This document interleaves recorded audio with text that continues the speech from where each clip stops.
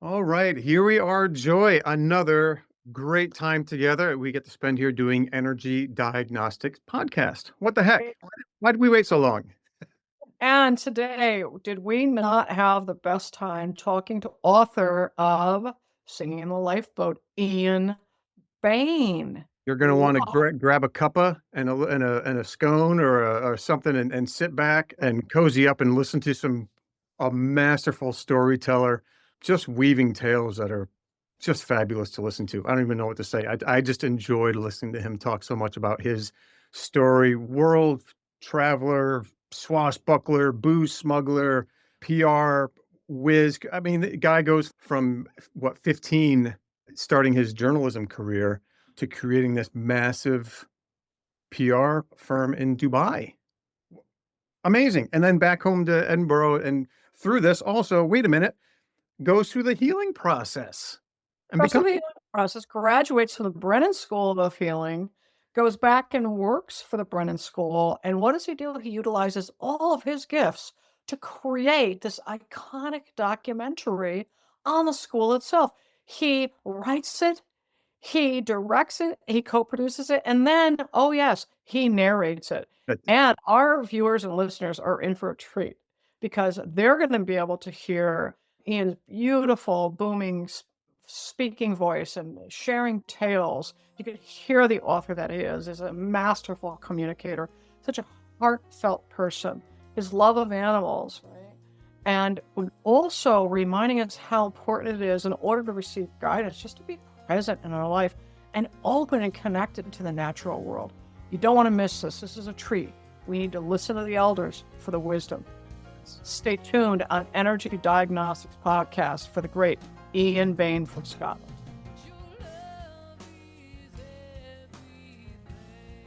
All right.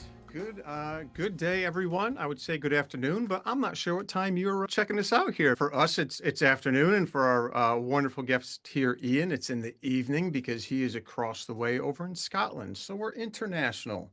But we are so glad you're here with us. Of course, I have Joy Adler with me as well. Doing From a cup of tea with Ian, and we were hoping for a scone. It's going to be an etheric scone with raisins, we've decided. Sure. Yes, I'm in. I'm in. Send it over. Ian is a wonderful, I was going to say author and PR, but just a communicator. Mm. The man knows his way around words for sure, and I am all one to dial into a good story. And he has some of the best that I've heard in a long time. He has a wonderful book out, Singing in the Lifeboat, recounting many of his tales from his youth. Riding his, if I believe, your sister's bike to do some press and get there by any means necessary, but all the way through to setting up the PR firm in Dubai in the 2000s, but also his healing journey along the way with Barbara Brennan, with Jason Schulman, and meditation and self-reflection and what it takes to get there so he can recount his story and tell it from an authentic, I think is a great way to put it. And from what I've said, and just one of the reviews here, if I can give you from Amazon, says it was with really excellent writing, compelling storytelling. Ian Bain displays a journalist's eye for the telling detail as he lays his life bare in this extremely readable memoir, forensic honesty, and a good deal of humor. Of course, Richard McNeil. But really, fantastic to have you here, Ian. Thank you so much for joining us today on Energy Diagnostics Podcast. Well, thank you very much, Dan. I'm very glad to be here. Bit anxious about it, but otherwise, I'm fine. I've got a kind of throat infection at the moment, so I'm hoping I'm going to be able to last out. I just have something to share. We were so fortunate, Dan, because we made a stop in our recent journey on Master Destiny tours in Edinburgh for one night, specifically designed to meet up with our friend Ian Bain. And he held court that evening. And it was so fun and fascinating. He did a wonderful book reading. Our participants at our reunion were sharing that it was one of their top moments of the tour. And so thank you, Ian, for regaling us with wonderful stories. And of course, as we're going into Energy Diagnostics Podcast, we had to ask you to delight us once again with your stories and perhaps a little book reading from Singing in the Lifeboat to delight our viewers and listeners as well. Thank you so much for being here. Thank you for inviting me. I can't honestly think that the dinner in Edinburgh was a highlight of your trip, because I'm sure there were many more interesting things that you did on that journey. So you made me very welcome there, and it was great to meet all your friends. Thank you so much. Well, you know, it's such a magnificent land, and it was just so warming that cold, rainy evening. Mm. Sitting at a table with you and you being so gracious to all of my friends and participants and getting to know them and sharing some of your stories. It was that community that you helped to create coming in as a storyteller, which is kind of an ancient thing to do, right? How do we hold on to history? It's the storytellers that sit around the fire and share about their lives and their wisdom, their trials, their betrayal, their challenges, their triumphs. And that's what you provided for us that evening. Just a quick tip I have to say, Dan, which was fascinating in ancestry. And of course, the Isle of Skye, right, in Scotland, which is where my family, the McKinnons, also are from, as well as the Isle of Mull. So it gets me curious, gosh, did our ancestors sit around fires back in the day together, telling stories, hunting, who knows? And what are the chances, you know? So that's kind of a fun find. And Indeed, yes. we want to hear anything that you would want to share with our listeners and our viewers. You talked about this beautiful moment of fly fishing. I can imagine that's such a spiritual moment of oneness with all things. And you had also shared that Iceland is one of your favorite places. Well, not that long ago, I used to travel up to Iceland every year. I wouldn't say I was a fanatic fly fisherman, but let's say a keen one. And I really enjoyed it, because it was something, there was an enormous challenge to actually standing in the middle of a roaring river and with the water beating against the backs of your legs, and you're trying to hold position with one of these great 15-foot fly rods and casting this little fly way as far as you can, seeing it swing round, and then a big silver shape coming up from the and holding it. I mean, it was something magnificent. And being in these surroundings, because you become one with the environment. You don't feel, and after a while, you don't feel as if you're the stranger there. You feel you're part of it. And I absolutely enjoyed that. But loved it. What was happening, I noticed, though, was that while I enjoyed the environment and being at the river and being in the company of others and staying in some lovely lodges around Iceland, I was starting to feel that I didn't want to subject the fish to the kind of trauma that was happening to them, because even letting the fish go, sometimes I didn't, sometimes I would keep one to eat. But then you release the fish and let it go. But you've really traumatized that poor creature. And I found I could no longer do that. Now, I didn't make a conscious effort to stop doing that. It just happened. It was the same when I used to eat red meat, and just stopped enjoying it. I didn't say, okay, I'm going to become vegetarian apart from fish. It just kind of happened that way. And I noticed there's so many things that, well, in AA, which I joined in the 1970s, there's one of the slogans, and some of these slogans are real cliches, but all of them have real deep meaning. And one of them is, do the right things and the right things will happen. So I found that I wasn't conscious of doing the right things, but I began to give up this that I didn't need in my life anymore, and I didn't need that. And I hadn't suffered from it.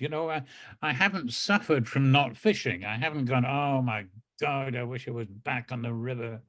And, I can go up to the rivers and stand on the banks and watch the fish rising or jumping or running upstream and just feel the joy of that without actually having to kill one or catch one. Hmm.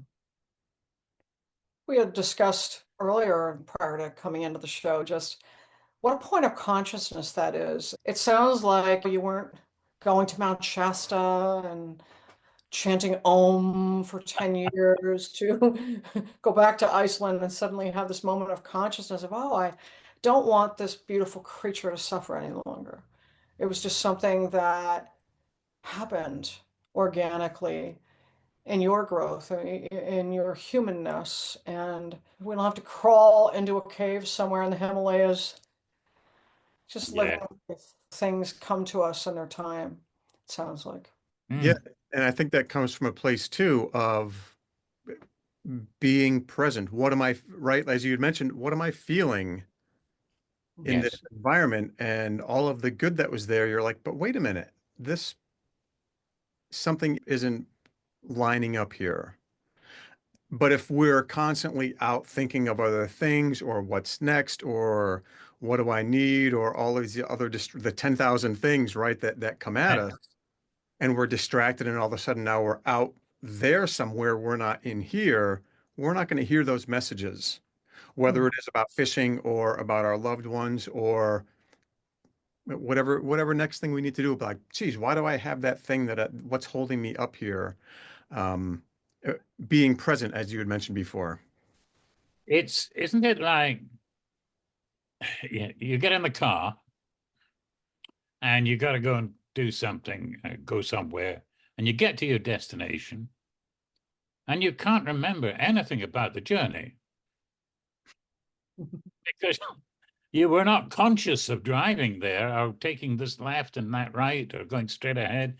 You just automatically did it. And your mind is somewhere else entirely Mhm. in the past or in the future, but not in the present. And it's being in the present that is so important now. It's, yeah, just simply being in the present, because being in the present, I can deal with, handle, allow all the issues that I have that bother me or have bothered me, and it allows a kind of release to take place. There's a game. Do you know the game of rugby? Okay, I used to play rugby as a child at school. It's like American football, but instead of throwing the ball forward, you throw it back. The same shaped ball. Mhm. And I remember when I made a dreadful mistake on the rugby pitch and threw the ball into the opposition hands, turn around, try scored, we lost the game. You know, there are times when I still think about that. So you're learning to let these things go, and you give a little shudder when you think about that. And I have to keep learning to be kinder to myself, to say, hey, listen, everybody who took part in that, not one of them remembers it. So you can forget it. Yeah.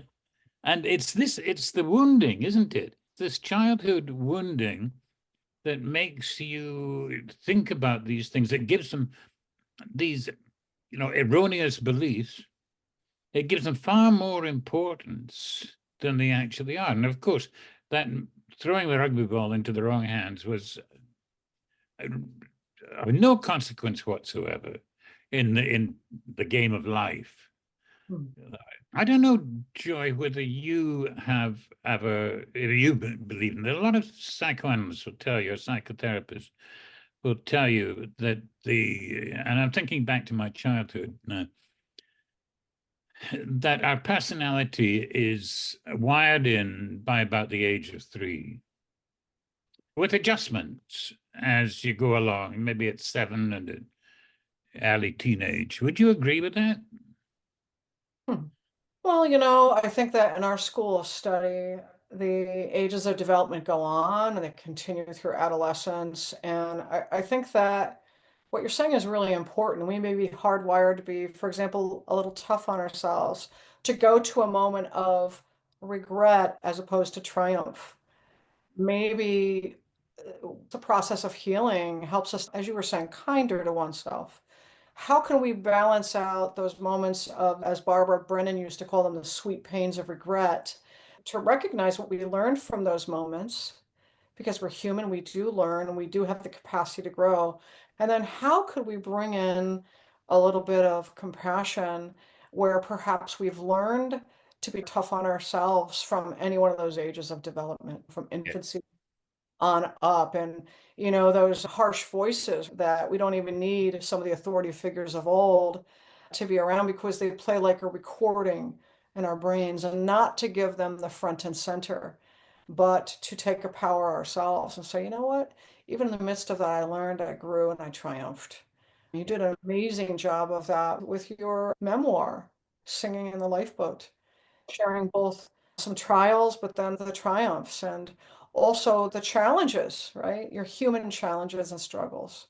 Talked about procrastination and not charging people for all the great work that you would do. And there's just lots of great human moments that one could really relate to, like, oh, I've done that. Oh gosh, I'm so glad I'm not the only person.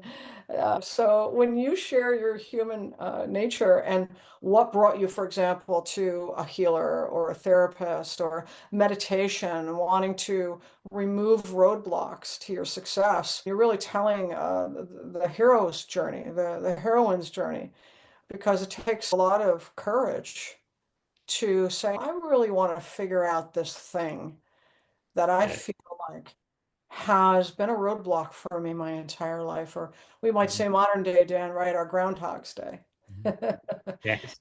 I'd like to read something that one of the reviewers shared because I thought it captured your memoir quite Mm. significantly. And of course, I want to hear a reading from you too, Ian. You took all this time to develop yourself, create this massive PR company in Dubai for decades. And then it brought you to the doorway of transformation. You were doing all of that while running a company. In the end, you're reflecting back, enjoying the good stuff of life with your rescue animals and beautiful wife, and then sharing, coming back to what you started, right, as a journalist, and sharing with us, the reader, your journey and what you've learned. This is the extraordinary story of an extraordinary man. An impoverished Scottish upbringing and an alcoholic absentee father dealt Ian Bain a rotten hand. But he progressed from a junior reporter at 15, merchant seaman, and big time booze smuggler to night editor of a South American daily newspaper at 23, and a Fleet Street career before heading for Dubai. Fired for his drunken exploits, he sobered up to launch one of the most successful PR firms in the Middle East, later embarking on a remarkable journey of self-discovery. Ian's story is poignant, funny, startling, and beautifully written. And that's Tony Baliamiera. And he's the author of The Little Book of Monarchs. I probably mispronounced his name, but I thought that was a lovely summary, Ian. It And is. It is. I sometimes still get embarrassed reading these little bits. I mean, I asked I, all these different writers if they wouldn't mind reading the book and making a contribution. And I get sometimes embarrassed when I read them back. But then I enjoy, then I think, then I say to myself, no, no, stop that. Enjoy it. Enjoy it. They're writing about you and they're feeling good about you. So enjoy it. Would you like me to read this piece about it was really how I got into the spiritual life. we would, I just want to make mention, Dan, did you notice? Ian just gave us like a key to life. Kind of like letting the bing, like just kind of, and going for, let me open to the goodness, right? Like, As you would always say, don't leave the presents under the tree, right? All those reviews and those positive words, if we don't like, no, we want to unwrap those and bring those in. I remember that from learning that from you, Joy, like, right? Somebody wants to offer you a gift. let's take it in. And I'm the same way, Ian, and Joy will tell you this. She is on me still to this day about things I've done as well. I'm one as well to be like, no, that's okay. Just keep going. We'll do the next thing. So I am listening carefully to you because I want to learn a few things here of opening to receive as well. I appreciate that. Thank you. This is a very special part of your book, and thank you for choosing that for our listeners and viewers, Ian. The idea of asking a spiritual healer to help resolve my chronic procrastination seemed like a forlorn clutching of straws, and a potentially embarrassing one at that.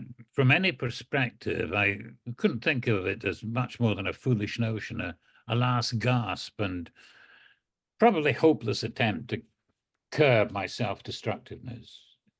Yet I went, but I didn't tell my friends.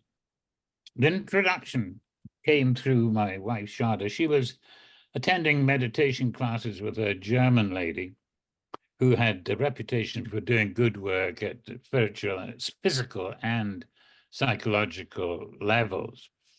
The catalyst that took me to the doorstep of Karen Mayer-Roman was another piece of self-inflicted damage, an episode that brought about the realization that regardless of protests otherwise, my behavior must be bordering on some kind of insanity.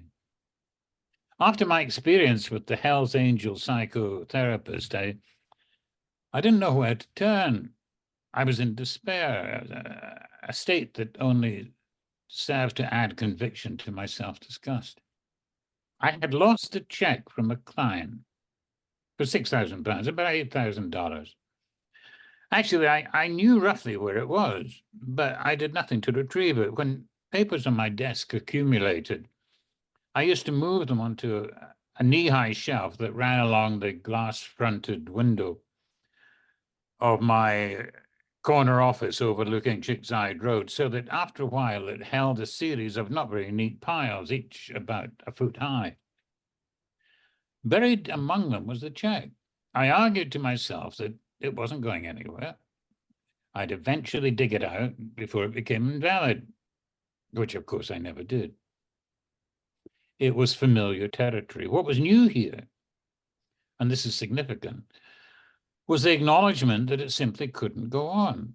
But how do you change a mind entrenched in a belief in its own contemptibility? How do you convince it that these ridiculous actions were all part of a terrible misunderstanding, an erroneous perception founded in traumatic childhood experiences? The most I hoped for was to be a little kinder to myself, to be a little less self-punishing. That would be enough. Karen was a delightful, attractive lady of early middle age. She and her family lived not far from Shada and I in Jumeirah, one of the leafier suburbs of Dubai, with individual houses rather than apartment blocks. "What can I do for you?" Karen asked after introductions at the door of her house. "I'd like to become a healer," I replied. I still have no idea how I came to say that. Even more than 20 years on, no, 30 years on, I sometimes wonder if I actually did, or if it was just an unspoken thought. Then again, if an unconscious part of me, of my personality, could seek to cripple me in one way, could not another part give voice to a genuine desire? Certainly, Karen reacted to it. "Well, you better come in," she said. It was the beginning of a relationship that helped to change my life. Karen's large meditation and healing room was on the first floor of her house. In Dubai's perpetual sunshine, it was bathed in soft light that filtered through net curtains. That and the soulful, atmospheric music suggested another reality. There was no wave of a wand, no road to Damascus enlightenment that snuffed out my procrastination. I was unable to define the attraction. A sense of peacefulness might be a good description, but it was more than that. Maybe a sense of belonging, of being in the presence of a deeper understanding. Regardless of my strange doorstep utterance, I still had serious doubts. But the more I learned and experienced, the more able I was to open my mind. In individual sessions, Karen and I would sit on cushions facing each other across the room, cross-legged and backs to the wall. She took me on visualized journeys through forests and fields and across rivers with colored stepping stones, red, orange, yellow, green, light blue, purple, and white, the colors of the major chakras. Imagine, Karen would say, your higher self, that enlightened part of you, is motionless about 20 feet directly above your head. Invite it to come to you. Bring it down slowly. Visualize it coming closer and closer as your crown chakra opens to take it in. Very slowly and gently. And when it reaches the top of your head, bring it into your body, centimeters at a time, and let it fill your entire being. The problem was that I felt nothing. We did it week after week after week. Karen never questioned what or what not was going on with me, and we simply moved on to another exercise. But we always came back to that one. Months passed before something different happened. One afternoon, as I visualized that superior aspect of myself nearing the crown chakra, I began to feel a tingling. It was mild at first, like pleasant pins and needles. And as I continued with the visualization, it grew and changed into powerful sensations of joy, and I could physically feel my whole body filling up with a glorious golden energy. Water streamed from the outer corners of my eyes, wetting my shirt as I sat in what I can only describe as pure bliss.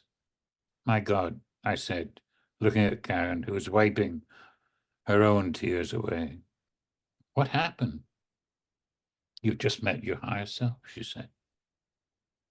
I had also crossed through a barrier. Well, it sounds overly dramatic and perhaps a little self-aggrandizing to say into another dimension. Maybe it takes a personal experience like that to fully acknowledge the existence of senses beyond the physical ones. I never completely resolved my procrastination, a particularly deep wound, but I learned to live with it. And maybe that was the healing. Thank you. I want to sit with the eloquence of your words and the way that you communicate. This, my friends, is someone who worked through procrastination to complete a masterwork, and we wholeheartedly recommend. So that was very moving to hear. You go on to share so many experiences in your training thereafter. This is all in the book as well, folks, of your own intuition as you began to open doorways and there's this one moment where your mentor, Jason Schulman of Society of Souls, is asking you as you step back as a teacher looking on students working, and he asks you what's happening there, and you knew exactly what was going on in that healing, beyond the five senses, as it were, and with a sixth sense. And you share with the reader how much your senses opened additionally.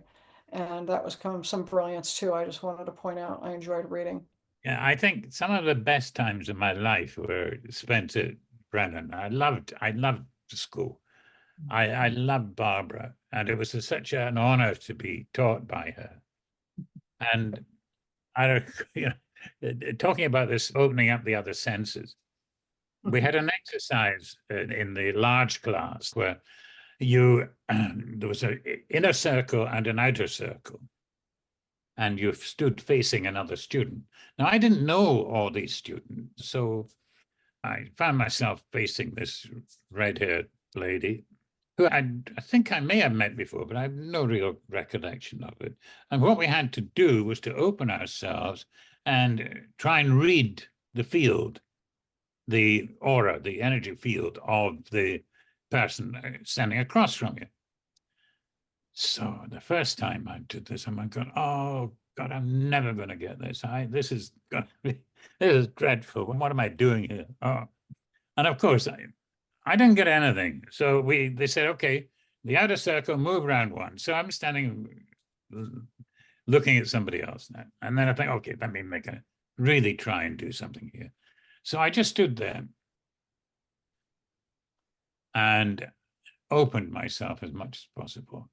And I suddenly got that this lady had a big issue with her sister. And then I got a picture in my head of a field of cows. And I thought, well, gosh, what's that? But the cows. Anyway, so I said to her, not knowing how best to put this, I said, tell me, do you have a sister? And she said, do I have a sister? She is the meanest bitch you could ever imagine.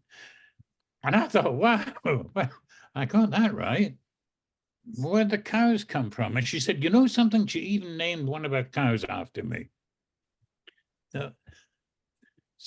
So I mean, that was an example of, I think we call it direct knowing, isn't it? Yeah. Direct knowing. You had a little flash on your mind screen. It all proved to be accurate. So, such as the nature of opening our senses right at the Barbara Brennan School of Healing. You know, Barbara loved you, and you also helped the school a great deal. And we're going to share with our viewers and listeners the remarkable 20-minute documentary that you produced, wrote, directed, and as we can hear his beautiful voice, right, Dan? Narrated. And it is timeless. Whenever we have any kind of symposium, I always have that playing at the table, you know, when we're working with enrollment for the Barbara Brennan School of Healing, Barbara's books, always just on a loop play, and people will stop and listen to it. So I just want to thank you for that. And you used all your talents, right? Everything, writer, visionary, you put it all together out of love and respect for a very comprehensive program of healing that you believed in. That was one of the best things I've ever done in my life, was making that video. It's been seen now. I just looked it up earlier just to double check it. It has been viewed 165,000 times on YouTube. And it appears as two. I think in those days, about 15 years ago, when it went up, it had to be put up in two parts. So it's Becoming a Healer part one, and then the second is Becoming a Healer part two, obviously. But it was just such fun making that. Well, it sounds like you just tapped into all your skills and it just brought you back into, as we call, the sandbox of life, you know, doing what we're meant to Yes, do. it was indeed. It was indeed. I loved everything about it. You had some things that you wanted to share, Dan, as we bring this beautiful time with Ian full circle, and really wanting to share, of course, with our listeners and viewers, your remarkable wisdom, your presence, your divine essence, and storytelling. Ian, just such a pleasure. Dan, you had a couple of things that were standouts for you as you were learning I about it. I did, and there was even some as you were doing that reading too, right? As you mentioned, you show up at this person's house and tell them you want to be a healer, and you're like, who said that? Reminiscent of when you're out there fishing, and all of a sudden you have this thing like, I don't want to do this anymore. Who You wouldn't consciously think that because you enjoy going to do the activity. But when you take that step back from that, as you would say, right, the higher self and being present, and maybe you're almost tuning in as being open to read, and the fish are like, hey, this isn't so enjoyable for us. Right. But just feeling that like, oh, and that same, if we're open to that and being aware in the present, knowing where we're driving when we're going down the street, right? So we can recall what we did along the way. We can have these experiences that are going to be better, not just for us, but for those around us that we can share. How can I best interact with these people, even if it's just at the post or picking up the scones, or how can I best be present to have a positive interaction with people with no agenda, no thing other than just to be in the company of others and an equal exchange of energies for their products, services, whatever it is, um, along the way. Really just a fascinating parallel there. And then I have to mention the animals too, right? Like even to rescue animals, and we have cats in our house, but we went to the shelter, right? And you find animals that are in need, and you go and you help and rescue them. It's almost like rescuing yourself a little bit, I feel sometimes, and that we're able to provide in a way that they haven't been given, so we can give them that opportunity to live their best life in our care and comfort, right? Absolutely. And I think it's even more than that, Dan. It's recognizing that we've just lost a dog. Our last dog, she had to be put down Mm. because her arthritis was so bad. That dog was a genuine, absolute part of the family. She wasn't a dog. She was a holy being. You could recognize in her her amazing spirit, and she and all the dogs we've owned, and I'm sure all the dogs that exist, unless they've been so badly abused that they've lost it, is this incredible capacity for love. And what a teaching it is that, as you express and feel your own love for the dog, the animal, its love just becomes almost overwhelming. It's just so vivid, it's so authentic, and it helps you as well.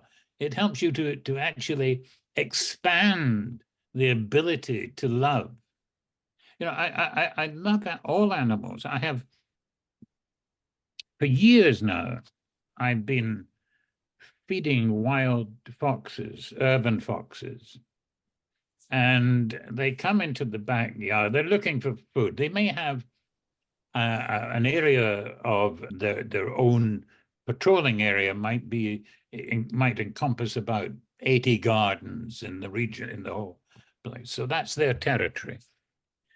And they starve. You see them pretty thin at times. Years and years ago, I started feeding these foxes, and sometimes, I've got a great picture of a fox coming in the French windows at the back and sitting on the mat, asking for his dinner.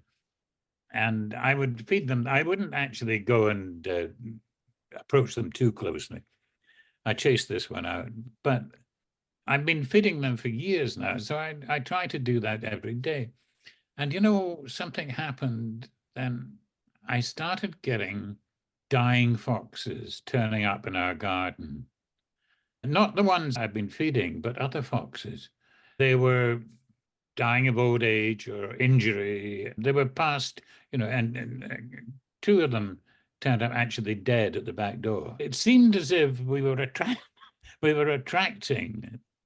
had the fox energy, and we were attracting the foxes to the place. It's just so wonderful to feel that the foxes knew they could come to somewhere where they would be safe. And animals teach. If you're with animals, or not even with them, if you allow animals to teach you, they have got some great lessons. It's a beautiful story, and yeah, absolutely creating the safety where they can come wounded and hurting, Mm. you know, about to pass from this world and know that there's a soft landing in your garden and a beautiful place to be, a safe place to come. You created that. And we want to thank you so much for sharing your wisdom, your beautiful stories, your heart, the heart of compassion, all you've learned. And we know that you're busy writing another book in tribute to one of your rescue animals. Do you want to share that to close? Share about this. Yes, indeed. Okay. Well, this is the one that's taken me a bit of a long time that I had to start again. Um, when we were living in Dubai, my wife is from India, and she went home to India to see her family on holiday. And she found in the street, she found a little puppy, and it was in a bad way.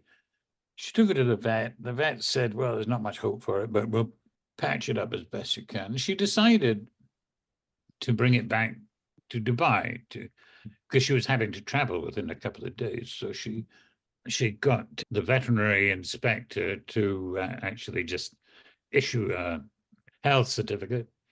And with that, she managed to get it out into Dubai. And it went through a lot of traumas because of the head problem, the injury, and everything, but survived.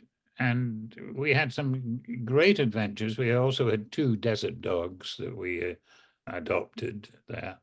And when we left Dubai, we lived in France for a year because otherwise the dogs would have had to go into quarantine, and we didn't want that to happen. So we lived in France with them and thought we might stay here, but we changed it. We decided not to, and we came back to Scotland. Now, this dog, the little Indian dog, his name was Baba, he adored the Highlands of Scotland. We first went to live in Argyll, in the forests and the hills and the rivers, and he couldn't believe that these huge deer would actually run away from him. He would come back rushing. Did you see what I did? Did you see what I did? I chased that deer and it ran, you know. He lived for 18 years, and the other 2 were 19 at the time. So yeah, so we adored our dogs. So this is his story, not written in his voice, because that's too difficult to do. Well, that is a wonderful tale, and we look forward to that. And it just reminds me 2 things that you're sharing with us that are so important and beautiful teaching. The consciousness that comes over you about life on Earth, and whether it's the fish, whether it's caring for animals, the reality that your dogs help you to open to even more unconditional love. Maybe they're our own earth angels, really. And to end this knowing that you're going to be writing a book in tribute to Baba, this tremendous dog who just loved the Scottish Highlands. We can't wait. And we want to thank you for sharing your wisdom and wit and heart and humor with us, Ian. And we hope our viewers and listeners will get a copy of SIngng and the Lifeboat by Ian Bain. It is quite the read. It's very compelling and hard to put down, just a warning. It's just wonderful to meet the author and to be with you and to hear. I also want to say there's a real theme here of guidance, just guidance washing over, whether it's direct knowing in the moment, the guidance and the connection with higher self. But you have beautiful moments of consciousness, beautiful moments of just your guidance washing over. And you pointed that out, Dan. So thank you for hearing that and kind of extracting that from the beautiful words of Ian. Did you want to share anything else before we say goodbye to our friend? You said it right there. I'm going to go back to it again, being present and being aware of what is happening, because this is where all the good stuff is right now. That stuff's back there. That stuff's going to get here. But what's happening right now? And this is where we want to play from. So I think that's a theme that I'm going to carry forward from this. So I thank you for bringing that to such a forefront for our viewers and listeners today. Really appreciate it. And maybe that's the doorway to guidance. Maybe it takes us being fully present and a part of all things, as you were saying, the natural environment that you gave an example of earlier, Ian. And maybe that's one of the keys of transformation and opening and unlocking the doorways for our viewers and listeners who would like to access more of the guidance that if we are present in our lives, what if it's available to us all the time? If we were just open to receive and enjoy our lives in the present. Thank you. We know it's late in Edinburgh. We really appreciate you joining us on Energy Diagnostics Podcast. Thank you so much, Joy, and thank you, Dan. I really enjoyed this, and I'm delighted that you asked me to come on your program with you. Thank you. Hey, everybody. Thank you so much for tuning in. Joy and I really appreciate it. Hey, if you're liking our content here, please make sure you like, follow, subscribe on your favorite platform to make sure you, stay up to date with all the latest and greatest we put out here at Energy Diagnostics Podcast. That's right, Dan. And if you're liking our content, folks, please feel free to share so others may enjoy the benefit of the wisdom our guests are offering. Thanks so much, and be kind to each other out there.